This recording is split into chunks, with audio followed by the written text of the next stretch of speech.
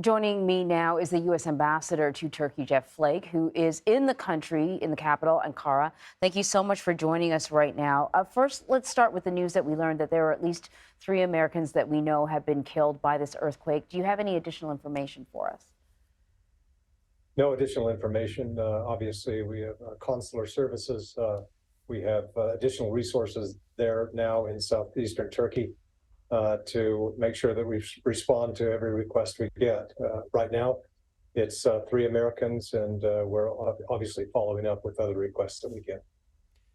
Ambassadors, we heard in Chris's report those 2 U.S. search and rescue teams are now on the ground in Turkey. What is their role and what are they up against? The pictures are just unimaginable.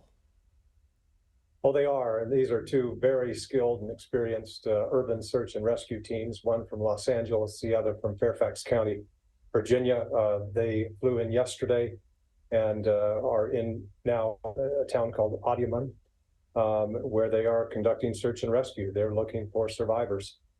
They have a lot of equipment. They have 12 dogs with them, about 155 personnel or so, as well as about 170,000 pounds of equipment, saws that can cut through concrete and rebar.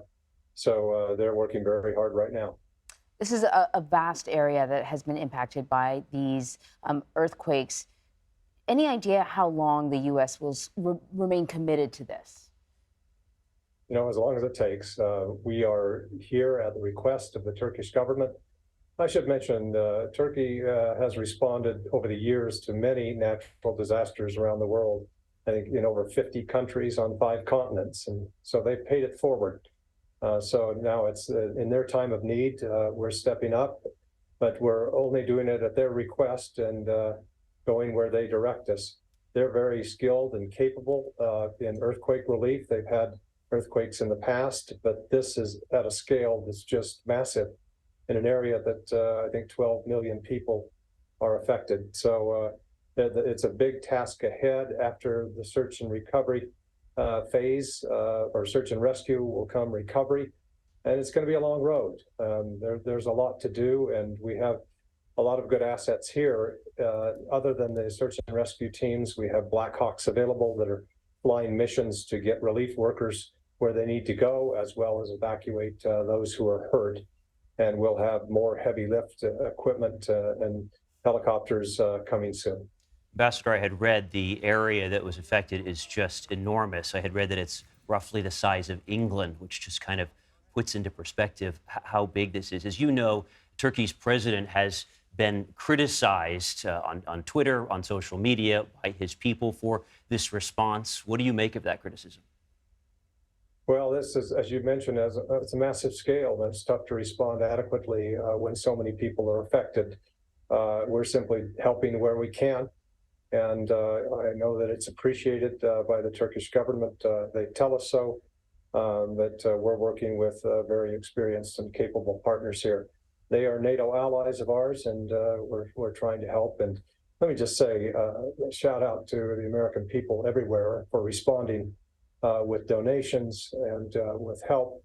There's Turkish diaspora in the United States as well that's been active raising money for their countrymen, and it's just been very heartening to see what's happening around the United States.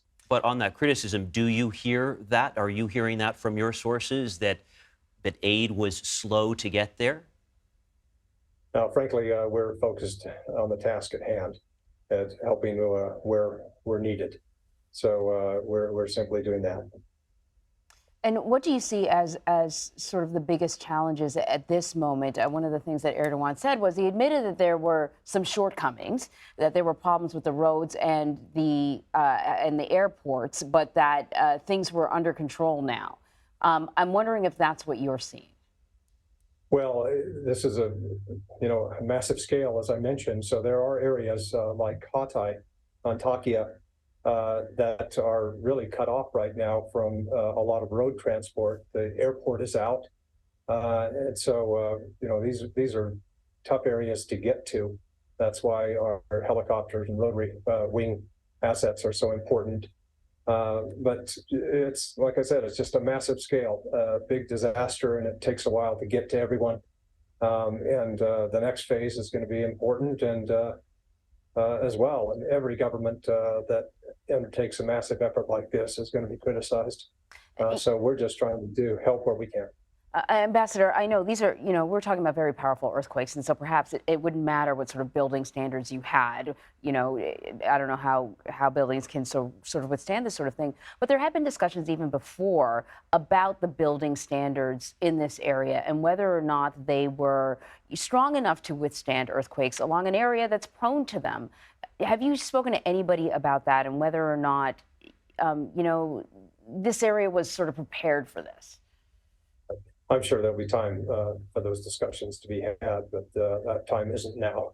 The time now is to continue to do search and rescue. We're happy to assist in that regard. There'll be a long recovery phase, and then I'm sure there'll be discussions about how a country like Turkey moves forward. I've covered these earthquakes in Haiti and other places around the world, and they often face a lot of the same issues, of course, power and fuel, housing. It seems that relief workers are up against all of the most difficult things, including the cold. What is your office hearing about the challenges being faced there? Yeah, that's a good point. I was down yesterday in Adana. It was cold, and it's been far below average cold in all of these areas. And so one of the things that we were told by our Turkish partners today is we need more tents. There are so many that simply cannot go back into their homes.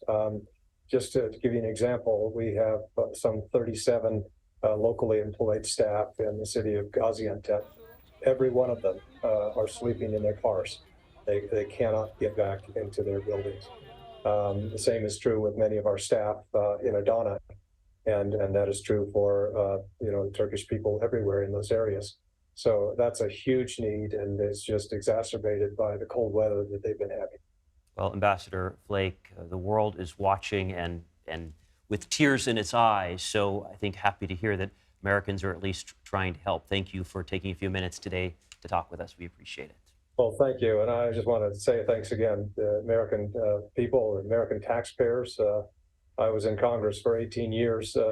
Authorizing and appropriating money for purposes like this. And when you're overseas in this situation, you see the good that it does. You see the human suffering that's alleviated, and that's extremely important. Ambassador Flake, thanks so much for talking with us. We appreciate it. Thank you.